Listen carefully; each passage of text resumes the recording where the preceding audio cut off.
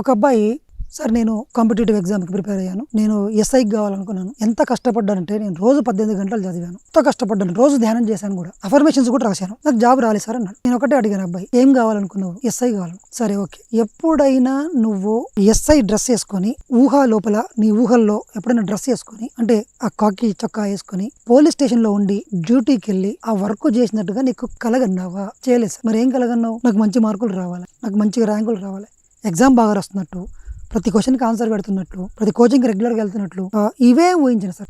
నీ ధ్యాసలో మార్కులు మంచిగా రావాలి, ఇన్ని మార్కులు రావాలి, పేపర్లో నంబర్ రావాలి. ఇంటర్వ్యూ కూడా వచ్చింది. ఇంటర్వ్యూ కూడా కరెక్ట్ చెప్పి మెడికల్ సర్టిఫికేట్ దగ్గర ఆ అబ్బాయికి చిన్న ప్రాబ్లం కొత్తగా రైజ్ అయ్యి అతన్ని రిజెక్ట్ చేసి అన్ని వచ్చినాయి. అతడు ఊహించినవన్నీ వచ్చినాయి. మార్కులు వచ్చినాయి, ఇంటర్వ్యూ వచ్చింది, ఇంటర్వ్యూ బాగా చేసినట్లు వచ్చింది.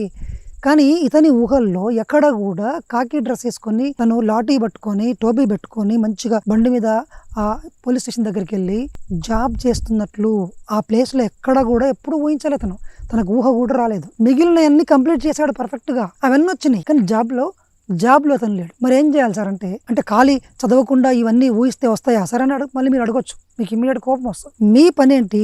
చదవడం సార్. కోచింగ్ తీసుకోవాలన్నా తీసుకోవాలి, బుక్స్ కరెక్ట్ చదవాలా, ఎగ్జామ్ బాగా రాయాలా, ఇవన్నీ ఊహించండి. సేమ్ టైం దొరికినప్పుడల్లా నిజంగా మీకు జాబ్ వస్తే ఆ జాబ్ ని మీరు నిరంతరం ఫీల్ అవుతున్నారా? మీ నరాల్లో నేను పోలిస్తే నేను ఎస్ఐని అని ఫీల్ అవ్వాలి.